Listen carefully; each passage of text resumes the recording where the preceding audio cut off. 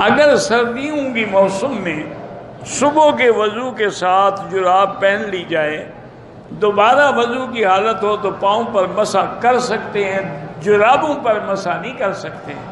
اگر چمڑے کے موزے پہنے ہوئے ہوں تو ان پر مسح کر سکتے ہیں۔ المسح علی الخفین، حدیث میں لفظ خفین کا ہے۔ اور دوسرا دیکھیں نا، آپ کو اللہ نے پڑھے لکھے لوگ ہیں، خدا کے لیے بتائیں، حضور کے زمانے میں یہ ہے کہ نیلون کی جرابیں تھیں، اسی پہ مسح کرتے تھے حضور پاک۔ اس وقت یہ بنی بھی تھی، لفظ جراب آ گیا تو پیچھے پڑ گئے اس کے۔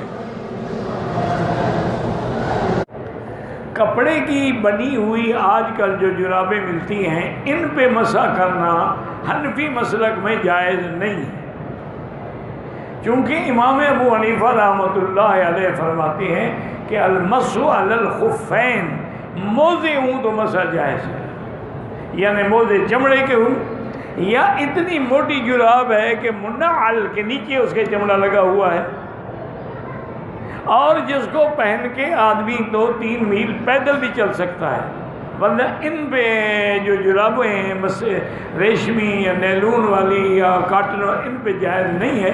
گو بعض علماء جائز کہتے ہیں، لیکن حضور کے زمانے میں نہ یہ جرابیں تھیں اور نہ اس پہ کسی نے مسح کیا۔